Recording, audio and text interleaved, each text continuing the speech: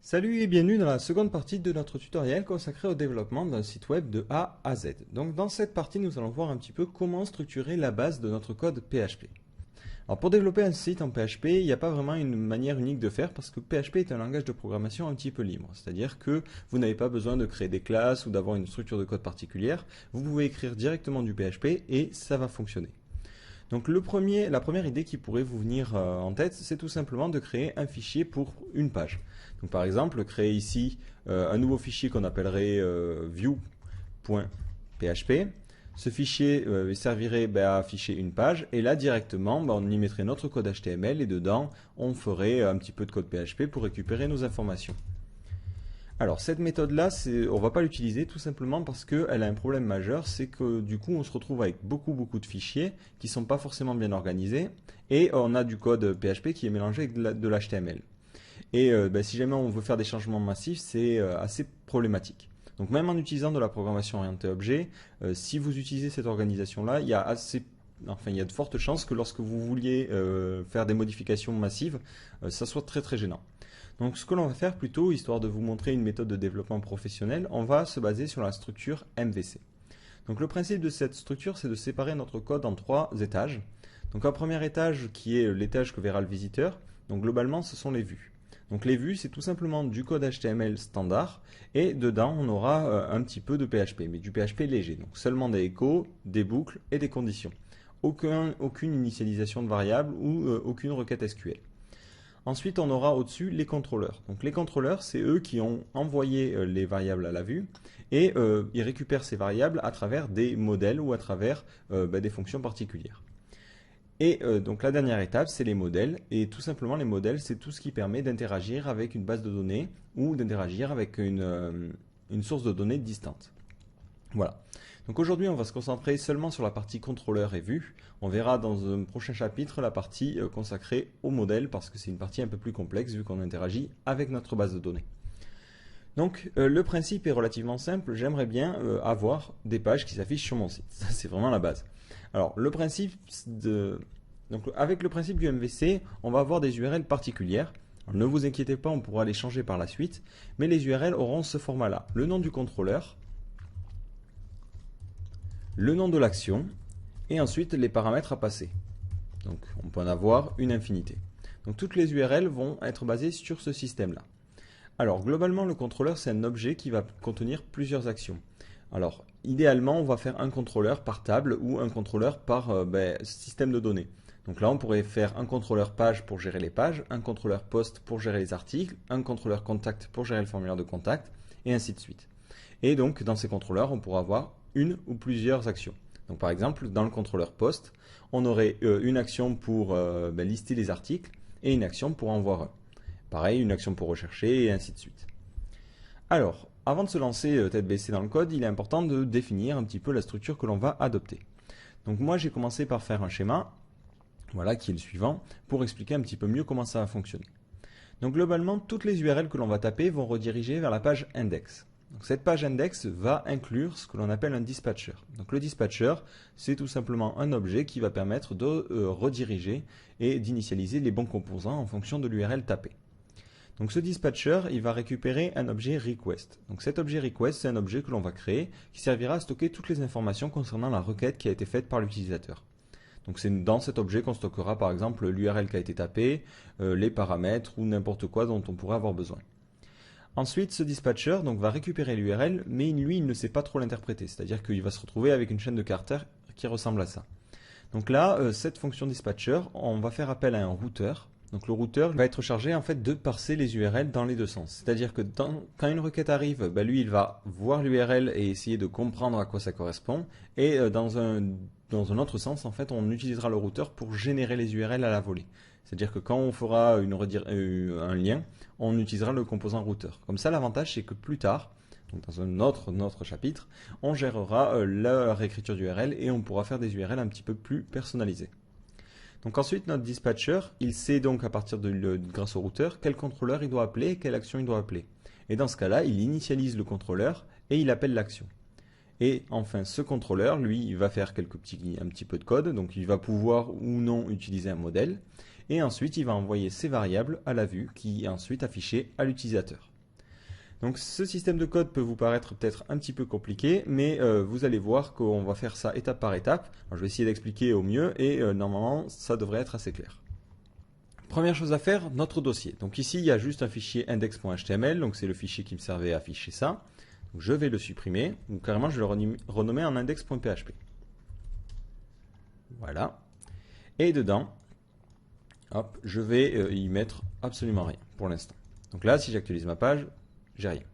Alors au niveau de ma structure, je vais choisir donc le modèle, j'ai choisi le modèle MVC, donc je vais avoir besoin de certains dossiers. Donc je vais avoir besoin d'un dossier contenant mes contrôleurs, je vais avoir besoin d'un dossier contenant mes modèles, un dossier contenant mes vues. Donc ça, c'est des dossiers qui seront propres à mon application à moi. Donc ensuite, j'ai besoin de créer un dossier qui contiendra la racine, qui contiendra le cœur de notre système, c'est-à-dire le moteur de notre application. Donc ce dossier, je vais l'appeler core, mais vous pourriez l'appeler un petit peu comme vous voulez, et il contiendra tout le système. C'est-à-dire que si jamais vous voulez créer un autre projet avec toujours ce fonctionnement de MVC, vous n'avez qu'à copier ce dossier-là et créer ces sous-dossiers. Donc du coup, si jamais vous avez envie de faire un autre projet qui n'est pas forcément en rapport avec celui qu'on va voir, vous n'aurez à la fin qu'à copier le fichier core et à recréer cette structure de site. Donc ici, après, j'aurai des dossiers classiques, par exemple un dossier IMG, un dossier JS et un dossier CSS. Alors là, vous voyez que ça devient un petit peu le bordel parce qu'on va mélanger des éléments classiques avec des éléments PHP. Donc moi, ce que je vais faire, je vais plutôt créer un dossier WebRoot dans lequel je vais mettre tous les éléments que je veux avoir à la racine de mon site. Donc JS, image et CSS. Voilà. Alors du coup, si jamais je veux appeler un CSS qui est là, donc je vais en créer un bidon, que je vais appeler style.css. Voilà. Donc là, je vais mettre, allez, hop, body, background et du noir. Si je veux accéder à mon site, ce que j'aimerais bien faire, c'est faire /style, /style.css. Donc le problème, c'est évidemment qu'il ne le trouve pas, parce que lui, il s'attend à ce qu'il y ait un dossier CSS à ce niveau-là, et non pas dans WebRoot. Donc là, on va utiliser les .htaccess pour faire les redirections. Et là, au niveau de mon dossier racine, je vais créer un nouveau .htaccess. Donc pour le créer, je sauvegarde et là je mets entre guillemets .htaccess. Si vous ne mettez pas les guillemets et que vous êtes sur Windows, vous aurez sûrement des problèmes. Si vous êtes sur Mac ou Linux, vous pouvez écrire directement .htaccess, il n'y aura pas de problème. Donc là, ce .htaccess va me permettre de tout rediriger vers WebRoot. Donc ici, j'active la réécriture d'URL, Rewrite Engine On, et ensuite je demande de tout rediriger, donc grâce à une règle de réécriture. Donc pour dire de tout rediriger, je mets .étoile. Donc étoile, ça veut dire 0 ou plusieurs fois, point, ça veut dire n'importe quel caractère. Donc là, n'importe quel caractère répété plusieurs fois. Globalement, ça veut dire redirige toutes les URL vers WebRoot. / et là pour l'instant on va mettre index.php. Donc ici, si je fais ça, je vois qu'il cherche ce fichier-là qu'il ne trouve pas. Donc là, je vais créer au niveau de mon WebRoot cet index. Et là, j'ai bien une page blanche. Alors par contre, moi, je veux qu'il redirige automatiquement ici en remplaçant cette seconde partie par l'URL qui a été tapée. Donc ici, je mets $1. Et je mets un flag L pour dire que c'est la dernière règle à utiliser. Donc si je sauvegarde et que j'actualise, là, on va tomber sur un problème. Tout simplement parce qu'avec ce $1, il fait une genre de boucle infinie. C'est-à-dire qu'il le redirige, puis il trouve que ça correspond toujours à cette règle-là, et du coup, il continue à rediriger. Donc là, au niveau de WebRoot, je vais aussi créer un .htaccess. Donc hop, .htaccess. Et globalement, je vais mettre une règle un petit peu plus particulière. Donc d'abord, j'active la réécriture d'URL et je vais dire de tout rediriger vers index. C'est ce qu'on avait marqué sur notre schéma. Donc ici, je mets cette règle-là. Par contre, cette règle, il ne faut pas qu'il l'applique si jamais il peut atteindre un fichier. Donc notamment ici, s'il peut atteindre ce fichier-là, dans ce cas-là, ça ne sert à rien d'aller chercher index. Moi, je veux quand même appeler ce fichier-là.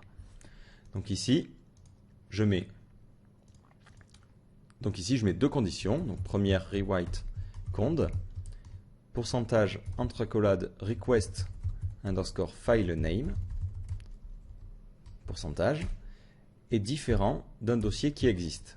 Et je fais la même règle en mettant au lieu de D, F. Donc là, ça veut dire Si je n'atteins pas un dossier ou si je n'atteins pas un fichier, dans ce cas-là, je fais la réécriture d'URL. Sauf que là, j'appelle index.php / mon URL. Donc si j'actualise, alors je vois que j'ai une erreur, oui, effectivement, il n'y a pas de pourcentage là. Hop. Donc là, si j'actualise, vous voyez que j'ai bien mon CSS. Par contre, si je tape une URL, comme ceci, vous voyez que je suis bien redirigé vers index. Et c'est là que les choses sérieuses commencent. C'était dans ce fichier index qu'on va commencer à faire un petit peu notre système. Alors ce fichier-là, il va servir globalement quasiment à rien. Il va juste se charger d'inclure les fichiers nécessaires au bon fonctionnement de notre application. Alors, ici, je commence directement, hop, PHP, et on va définir, avant de commencer, quelques petites variables utiles. Donc, on va faire define, et avec define, on peut déclarer des constantes. Donc, les constantes, c'est globalement quelque chose qui s'écrit comme ça, et ensuite, vous mettez la valeur. Et lorsque vous voulez la récupérer, vous avez juste à faire echo constante, comme ça, et ça la récupère. Donc, le principe, Donc le principe des constantes, c'est tout simplement qu'on ne peut pas les redéfinir. Ici, c'est défini pour toute mon application, j'aurai accès n'importe où, par contre, je ne pourrai pas la redéfinir et la changer. Alors, première chose, j'aimerais bien connaître le chemin vers ce dossier-là. Alors, pour récupérer le nom du fichier, donc pour ce faire, on va faire define webroot dir name. Donc dir name, ça permet de récupérer le dossier d'un chemin. Donc ici, si je mets comme ceci. Donc file, c'est une constante définie par PHP qui contient l'URL de notre fichier. Donc là, automatiquement, ça veut dire donne-moi l'URL du fichier. Alors, à partir de là, on va définir quelques petites variables qui vont nous être utiles tout au long de notre application. Alors, première chose à faire, je vais vous afficher un petit peu les variables pour qu'on voit ce que j'ai. Donc pré, hop, printer du serveur et echo $_ file_. Alors, là, qu'est-ce que j'ai fait? Serveur, en fait, ça va contenir... Hop là, j'ai oublié. Alors, serveur, en fait, va contenir toutes les informations sur la requête qui a été faite par l'utilisateur. Donc, vous voyez, notamment, au niveau du path info, ici, on a juste l'URL qui a été tapé par l'utilisateur. Donc, /page /view /index. Donc, ça, c'est vraiment un truc qui va nous être super utile. Et dans file, on a le nom du fichier qui est actuellement appelé. Donc l'avantage, c'est qu'après, à partir de ce fichier-là, on va pouvoir faire des fonctions. Par exemple, dir name, qui permet de récupérer le dossier parent. Et dans ce cas-là, automatiquement, vous voyez que je vais récupérer webroot. Donc l'avantage, c'est qu'en utilisant les dir name en utilisant les dir name, je vais pouvoir avoir différentes informations sur mon application. Donc là, hop, on est reparti. Donc je vais définir une première constante, donc define webroot, qui est le dossier racine. Donc le dossier racine, c'est dir name, comme je vous l'ai montré, de file. Donc cette constante, une fois définie, je pourrais l'appeler n'importe où dans mon application en faisant juste webroot. Donc c'est plutôt sympa. Ensuite, j'ai besoin du dossier qui contient toute notre application. Donc define root dir name de webroot. Donc là, globalement, je remonte encore d'un cran. Ensuite, je vais avoir besoin du séparateur. Parce que là, vous voyez, par défaut, sur Windows, c'est des anti-slash, alors que sur Linux, c'est des slash. Alors, PHP a déjà une constante qui contient ça, qui s'appelle directory _ separator. Donc, le principal problème de cette variable, c'est qu'elle est longue à écrire. Du coup, je vais la stocker dans une autre variable, dans une autre constante plutôt, qui va s'appeler ds. Comme ça sera plus simple à appeler. Voilà. Et je vais créer enfin une autre variable qui contiendra le chemin du corps. Donc, il me servira notamment au niveau des inclusions. Donc corps, donc c'est root.ds.core. Voilà. Et au fur et à mesure que j'ai besoin d'autres variables, je pourrais utiliser ça. Ou peut-être, allez, hop, on va faire encore un prêt, je vais remettre mes prêts. Je vais aussi avoir besoin de la racine, c'est-à-dire que mes URL commencent par ça. Bon, moi j'aimerais bien extraire quand même le chemin de la racine, ça pourrait toujours être utile. Donc ici, vous voyez que j'ai un request URL et un script name. Donc script name me donne bien le chemin vers mon script. Donc je vais plutôt utiliser ça. Donc là, je vais mettre define base underscore URL, virgule, ça sera le script name, donc $_server, script name. Sauf que j'aurai besoin de remonter de 2 crans. Donc d'abord, je fais un premier dir name qui va me monter à webroot et un deuxième dir name qui va me remonter à site. Donc là, 2 dir name les uns dans les autres. Donc dir name, de dir name, de ça. Et du coup ici, si je fais echo base underscore URL, ben vous allez voir, je vais me retrouver, hop. Alors là, il y a une petite erreur, j'ai oublié un point virgule. Ben, je vais me retrouver tout simplement avec l'URL de la racine. Donc je pourrai après ajouter mes URL juste à ça et ça va fonctionner. Voilà. Donc là, mes variables sont définies et on va pouvoir commencer aux choses sérieuses et attaquer nos premiers objets. Donc le premier objet que je vais créer, c'est le dispatcher. Donc pour le créer, c'est très simple, il suffit juste que je crée d'abord le fichier. Donc ici, je vais aller dans mon core, donc je vais aller dans site, core, et créer un nouveau fichier que je vais appeler dispatcher.php. Donc là, dispatcher.php. Donc cet objet, hop, je vais le créer. Donc classe new dispatcher. Et dedans, je vais y avoir différentes fonctions et notamment une fonction particulière qui est la fonction constructrice qui va se lancer automatiquement lorsqu'on initialise l'objet. Donc cette fonction, on l'appelle underscore underscore construct. Donc ça, c'est une nomenclature classique et cette fonction va être lancée automatiquement. Donc le problème, c'est que maintenant, depuis index, je vais avoir besoin d'inclure toutes les classes qui vont être nécessaires pour que l'application tourne. Donc là, je pourrais le faire d'ici ou tout simplement dans le core, créer un autre fichier que je vais appeler includes, qui va se charger de tout inclure. Comme ça, ben, j'aurai pas de problème.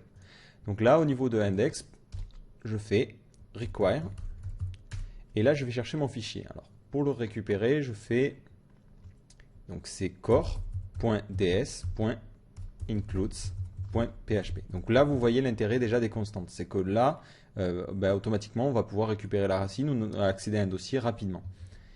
Mon fichier includes est bien chargé, alors je vais le vider.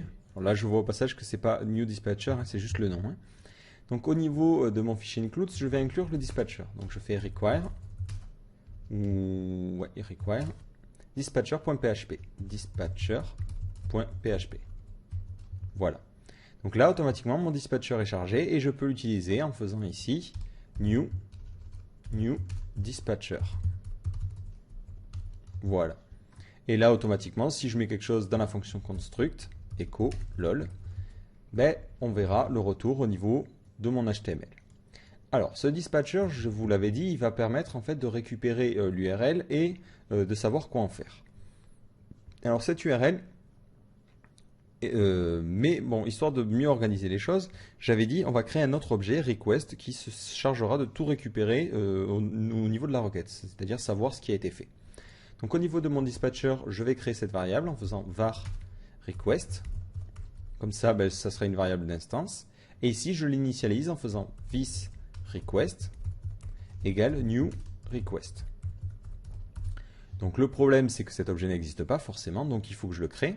Donc au niveau de mon corps, je crée un autre objet que je vais appeler request et que je nomme aussi request ici.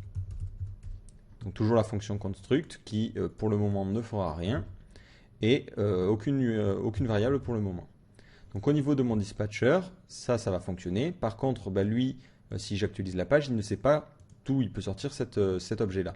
Donc du coup, je vais avoir besoin de modifier includes pour inclure juste avant mon dispatcher ma requête, donc request. Voilà.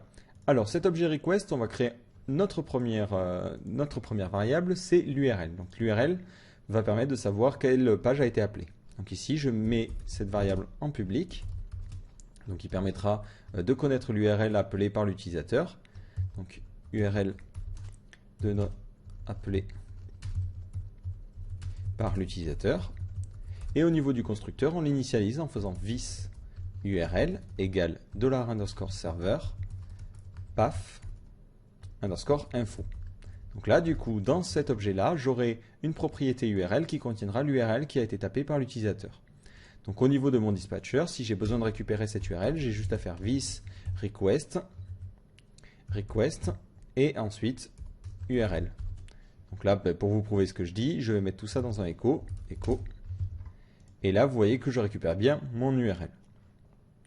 Donc le dispatcher récupère cette URL, mais maintenant il a besoin de la parser pour pouvoir savoir comment est structurée notre URL et qu'est-ce que je dois appeler.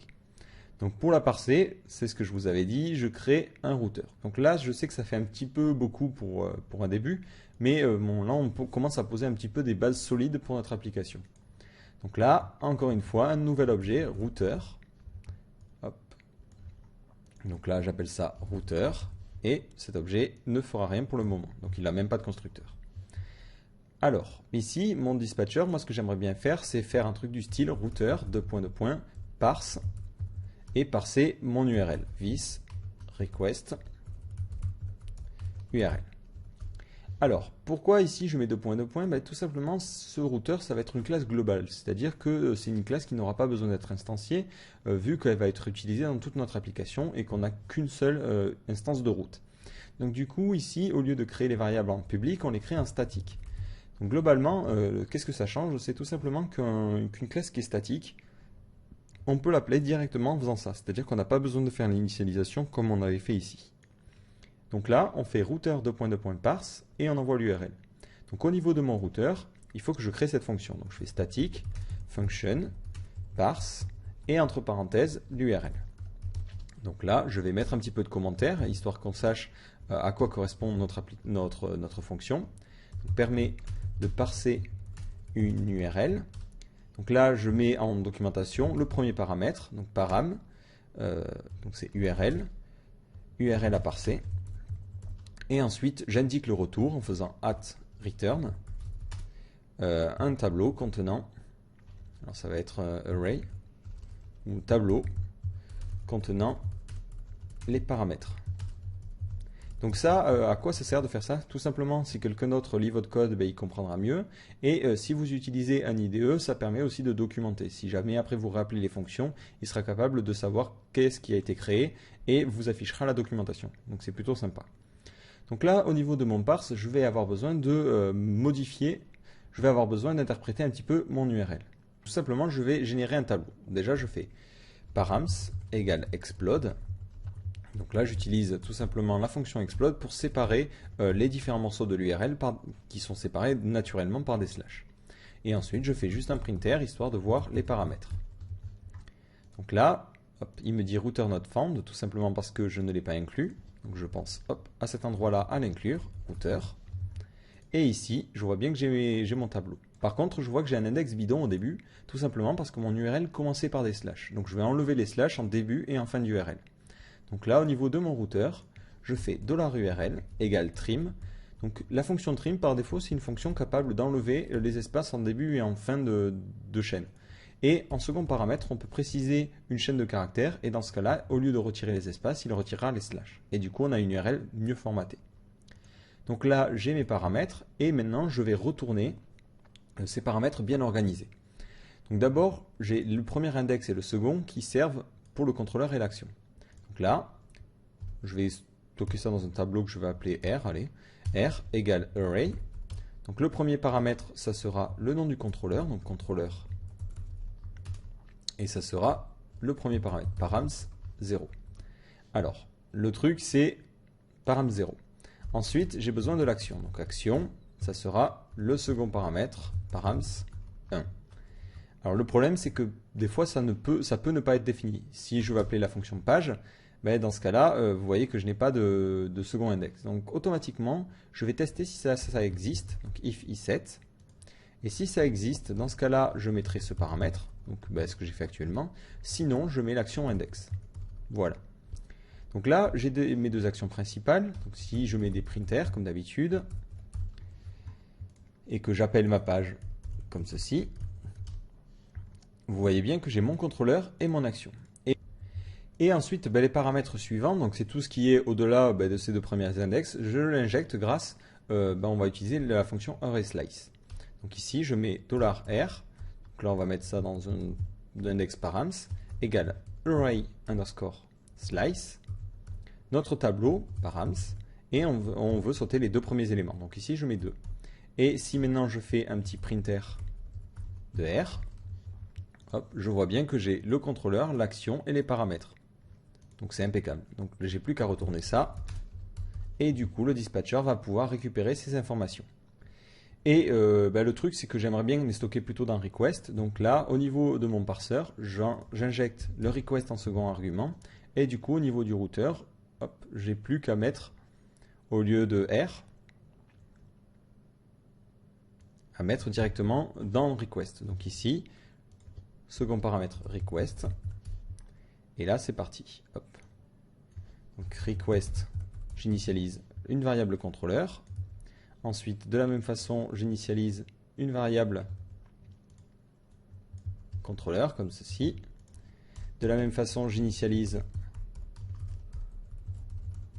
le paramètre qui va me servir pour l'action, donc ici comme ceci. Donc là, ça va être action. Et ensuite, les paramètres supplémentaires que je stocke dans request params. Donc là, ça sera params. Égal, arrayslice de 2. Donc voilà, comme ça me permet d'avoir tout dans un seul objet et c'est beaucoup plus clair, ça évite de perdre du temps. Donc là, au niveau de mon dispatcher, si maintenant je fais debug, plutôt printer de this request, hop, alors il me dit undefined variable R, c'est à cet endroit-là où il y a un return. Donc là, on va juste mettre return true. Donc là, vous voyez que j'ai bien mon URL, mon nom de contrôleur, mon action et mes paramètres. Donc impeccable, j'ai mon objet request qui contient bien toutes les informations qui ont été demandées par l'utilisateur. Alors maintenant, j'ai besoin de créer ce système de contrôleur. Donc au niveau du contrôleur, on va faire quelque chose d'assez simple. On va avoir dans notre dossier racine un fichier contrôleur.php qui sera une classe basique. Donc hop, classe contrôleur. Hop, qui ne fera absolument rien pour l'instant. Et ensuite, on aura nos contrôleurs à nous, ici. Donc ici, je vais en créer un premier bidon, qu'on va appeler page.php.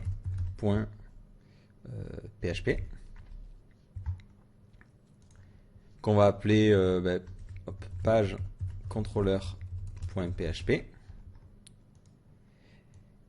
Et cette classe, on va l'appeler, pareil, page contrôleur.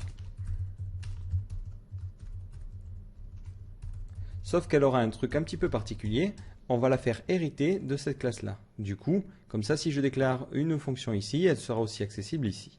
Donc là, je mets extends contrôleur. Voilà. Donc là, au niveau de mon dispatcher, rien ne change, donc j'ai toujours pas d'erreur. Au niveau de mon includes, je vais inclure ce fameux contrôleur général. Donc ici, contrôleur.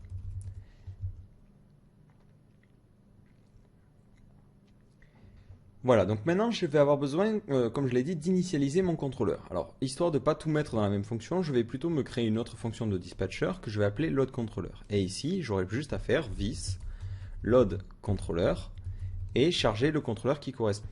Alors là, je crée ma fonction, donc function loadController. Alors, j'aurais pu lui passer le nom du contrôleur en paramètre, mais ce n'est pas forcément nécessaire vu que je l'ai dans cet objet request. Donc, je vais toujours attaquer cet objet-là, c'est le plus simple. Donc là, au niveau de mon contrôleur, j'ai besoin de charger page contrôleur.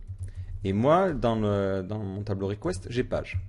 Donc, première chose à faire, c'est de mettre une majuscule. Donc ici, je mets contrôleur, on va appeler ça name, égale UC first. Donc là, on va mettre une majuscule en premier au nom du contrôleur. Donc c'est this request contrôleur. Et ensuite, on va mettre contrôleur. Voilà. Alors ça me permet d'avoir stocké le nom quelque part et ce sera plus simple après pour tout le reste. Donc maintenant, j'ai besoin d'inclure ce fichier-là. Donc je vais faire file égale root.ds.moncontrôleur.ds.le nom name.php. Voilà. Donc là, j'ai inclus mon contrôleur. Ensuite, j'ai qu'à inclure ce fichier, donc require $file. Et ensuite, je vais stocker l'instance en faisant contrôleur égale new $name. Donc là, globalement, en fait, lui va remplacer le name par page contrôleur. Et du coup, ça équivaut à initialiser ce contrôleur-là. Et dans ce contrôleur-là, je vais y injecter la request en faisant this request. Voilà. Et donc ici, à cet endroit-là, hop, si je fais ça, j'ai mon instance de contrôleur. Donc si ici j'ai envie de faire une action particulière, donc function view, et que je mets echo, vous voyez, automatiquement, là ici, j'aurais plus qu'à l'appeler en faisant contrôleur-view. Et là, automatiquement, vous voyez que j'ai bien mon contenu. Donc le problème, c'est que j'ai envie de faire ça dynamiquement, c'est qu'il détecte automatiquement l'action et qu'il l'appelle en fonction. Donc là, c'est très simple, il y a une fonction pour faire ça qui est un petit peu longue à écrire. C'est call _user _func _array.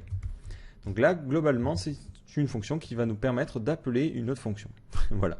Donc ici, je vais appeler la fonction qui correspond au nom de mon action dans mon contrôleur. Donc en premier paramètre, je précise un tableau qui est le nom du contrôleur, enfin le nom de la classe qui contiendra notre méthode, et ensuite le nom de notre action. Et le nom de notre action, c'est dans request, c'est this request action. Et ensuite, je dois lui indiquer les paramètres à utiliser. Donc pour l'instant, on ne va rien mettre. Donc là, cette fonction, ici, elle va faire la même chose parce que du coup, ça va appeler view dans le contrôleur contrôleur. Alors ici, je vais envoyer en plus les paramètres qui ont été envoyés dans l'URL en faisant this request params. Donc ça, globalement, ça permet après, au niveau de mon page contrôleur, ici de mettre le nom de la page et de pouvoir mettre echo. Vous avez demandé la page de point, le nom de la page qui est non. Et là, vous voyez que j'ai bien index. Donc de la même façon, si je mets chien, ben, ça appellera la page chien et ainsi de suite. Donc là, au niveau de ma page, ce que j'aimerais bien faire, c'est pouvoir ensuite demander de rendre un fichier différent. Donc là, je vais mettre this render et le nom de ma page. Donc c'est ce qui me semble le plus logique. Donc ça, je ne peux pas le faire parce qu'évidemment, je n'ai pas de fonction render. Donc là, première solution, je la crée ici. Mais ce n'est pas pratique parce que sur mon autre contrôleur, j'aurais besoin aussi de la créer. Du coup, je vais carrément la créer au niveau de mon contrôleur principal. Donc ici, je vais créer une fonction, function render. Donc cette fonction sera publique, accessible par les autres éléments, et elle me permettra de rendre une vue. Donc là, les vues, je vais les placer, comme je vous l'ai dit, dans le dossier view. Donc là, je vais avoir un dossier qui correspond au contrôleur. Et ici, je vais avoir mon premier fichier qu'on va appeler index.php. Donc il serait par exemple dans notre cas notre page d'accueil. Donc ici, hop, je vais mettre div.hero-unit, un petit H1 avec marqué bienvenue. C'est la page d'accueil. Voilà, donc cette page-là, là elle n'est pas chargée évidemment. Je rentre dans ce contrôleur, hop, page, je rentre bien dans cette action et là il ne se passe rien. Donc au niveau de mon contrôleur ici, je vais avoir besoin de rendre la vue qui correspond. Donc au niveau du render, ça prend un paramètre qui est le nom de la vue et ensuite ça va chercher cette vue-là. Pour la chercher, c'est tout simplement root.ds. Le dossier view.ds. Alors là, mais là je suis embêté parce que j'ai besoin de récupérer le nom du contrôleur. Et le nom du contrôleur, si vous vous souvenez, il est dans le request. Donc là, au niveau du dispatcher, quand j'avais initialisé, j'avais envoyé cet objet request. Donc au niveau de mon contrôleur principal, je vais créer ma fonction construct. Donc function __ construct qui prendra en paramètre le request et du coup qui initialisera comme une variable d'instance. Donc là, je crée une nouvelle variable que je vais créer en public request. Et là, à cet endroit-là, j'ai juste à faire this request égale request. Et du coup, j'aurai cet objet à l'intérieur de mon contrôleur. Donc si j'en ai besoin plus tard, ce qui est le cas ici, j'aurai juste à faire this request action. Ou plutôt là, c'est le contrôleur. Et ensuite, le directory separator et ensuite le nom de la vue qu'on a demandé, .php. Donc là, je vais faire un die de view. Et automatiquement,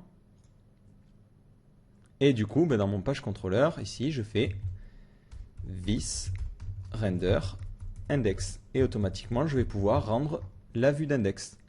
Alors, et maintenant, un autre petit truc, c'est que j'aimerais bien afficher la phrase. Donc là, par exemple, je vais mettre une phrase de bienvenue. Donc on va appeler ça phrase. C'est assez moche, pas grave. Bienvenue sur la page, suivi du nom de la page. Le problème, c'est comment j'envoie ça maintenant à ma vue. Je suis embêté parce que le render, il se fait complètement à l'opposé. Donc ce que je vais faire, je vais créer une petite fonction qui va me permettre d'initialiser des variables. Donc là, cette fonction, qu'est-ce qu'elle fera? Elle permettra à cet endroit-là de pouvoir faire ça.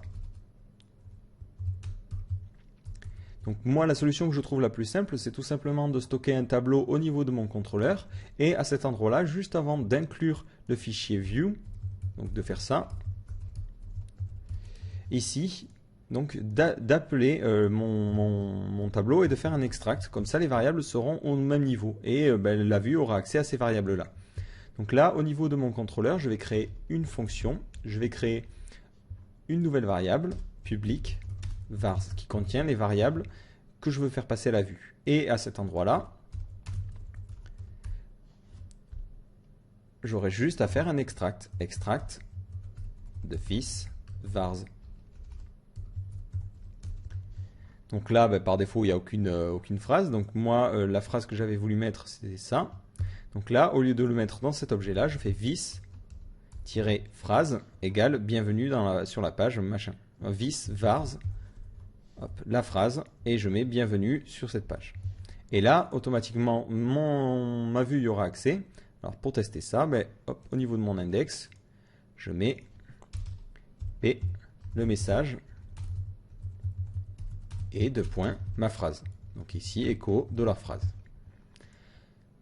Donc ici, vous voyez que mon message qui s'affiche est bien le bon. Et là, j'ai mon petit die là qui était resté en stock ici. Voilà, donc là, vous voyez, maintenant on a notre système qui permet de rendre une vue et notre système qui permet d'initialiser des variables. Alors ça, je ne le trouve pas forcément super propre, donc je vais me créer une autre petite fonction qui va me permettre d'envoyer les variables. Donc public function set, qui en prendra un premier paramètre le nom de la variable et un second paramètre la valeur. Et cette fonction, elle insérera dans cette variable-là les variables. Donc ici, elle fera juste un vis vars, la valeur, la clé plutôt, et la valeur. Voilà. Du coup, là, au niveau de mon page, j'ai juste à faire un set, mettre le nom de la variable et en second paramètre, la valeur. Du coup, ici, ça revient au même. Sauf que j'aimerais bien pouvoir faire un truc encore un peu plus puissant, c'est pouvoir initialiser plusieurs variables à la fois en faisant comme ça, array, et en envoyant par exemple une première variable qui serait phrase, salut, et ensuite par exemple le nom de la personne, donc nom, machin. Voilà, donc moi j'aimerais carrément avoir une fonction comme ça, ce serait encore plus utile. Du coup, pas besoin de recréer une fonction, je reste toujours dans la même. Donc ici, je vais dire que le second paramètre est optionnel. Et je vais dire que si jamais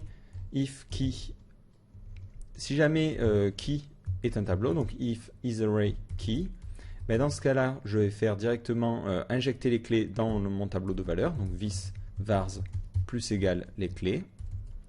Et sinon, dans ce cas-là, c'est que j'ai une clé et une valeur, et du coup, je veux faire ce système-là. Voilà. Donc là, il me dit undefined phrase.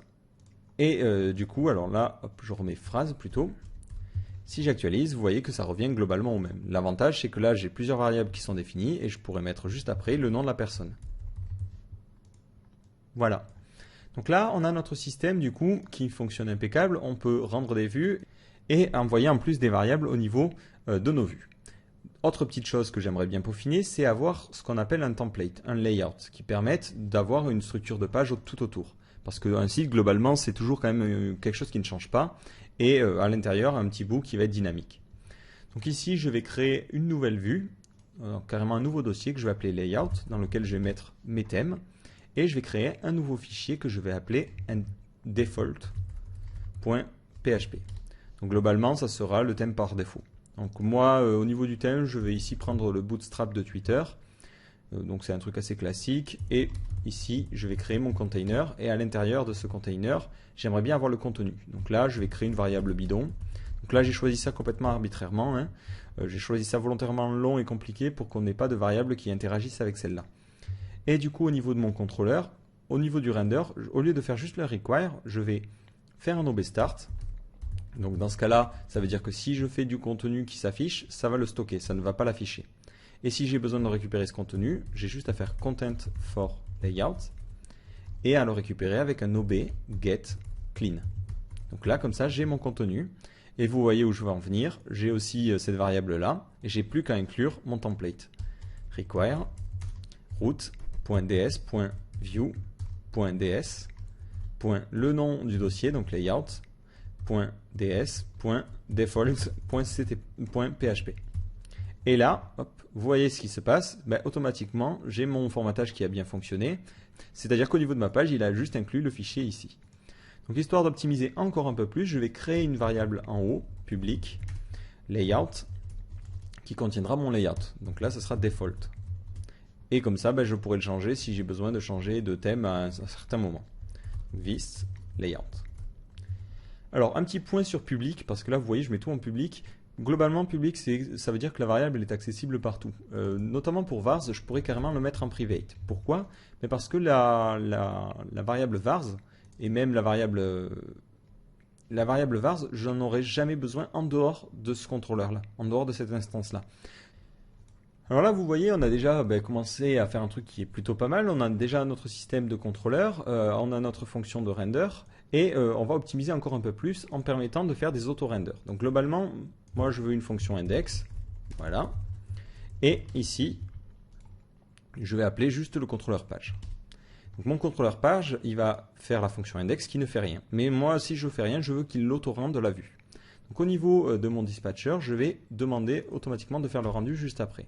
Donc en faisant un contrôleur render et en lui demandant de rendre la vue qui correspond. Donc ici, ma vue qui correspond, c'est this request action. Et là, j'ai quelques erreurs, c'est tout simplement parce que j'ai laissé les variables qui n'étaient pas définies. Donc hop, voilà. Donc là, vous voyez que du coup, ça rend automatiquement la vue. Par contre, petit problème, c'est que si jamais dans un de mes contrôleurs, je me dis, tiens, j'aimerais quand même rendre la vue avant, hop. Vous devinez ce qui va se passer, il la rend deux fois. Donc là, au niveau de mon contrôleur, je vais créer encore une fois une variable privée. Donc private var private rendered, qui me permettra de savoir si la vue a déjà été rendue ou pas. Donc rendered, voilà, égale false. Alors là, je vais aligner un petit peu tous ces petits traits, voilà. Et là, au niveau de ma fonction render, si jamais la fonction est déjà rendue, si jamais le contrôleur a déjà fait un rendu, alors if this rendered,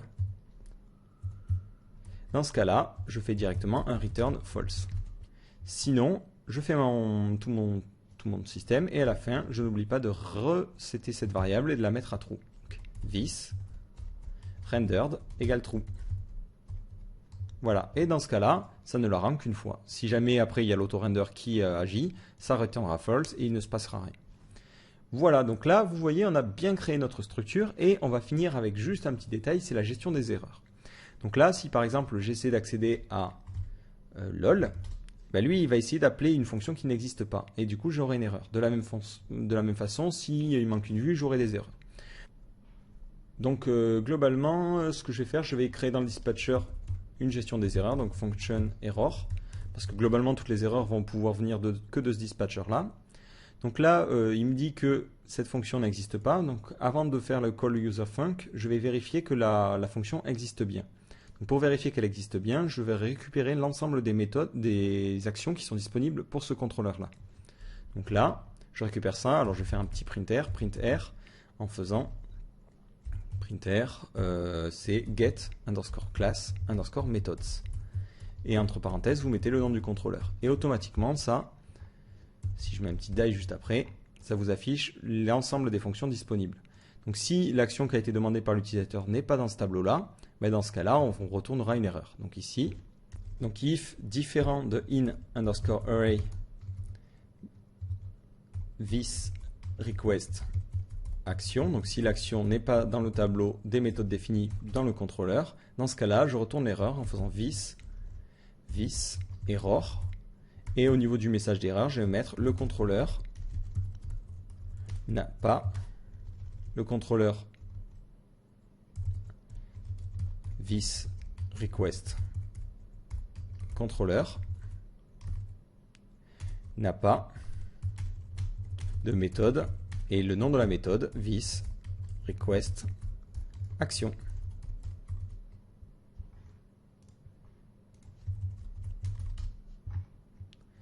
Voilà, donc là, mon erreur, j'envoie le message, donc message. Et ici, je vais mettre un die à la fin, histoire de couper. Et pour afficher mon erreur, je vais initialiser InfoController et y injecter et lui demander de rendre la vue 404. Donc ici, en fait, je vais rendre une page normale quasiment. Donc je vais mettre this Donc je vais initialiser un contrôleur en faisant contrôleur égale new controller. Donc je vais envoyer là l'objet request. Voilà. Et ensuite j'aurai juste à faire contrôleur render et lui demander de rendre la page 404. Et après j'ai juste à faire un petit die.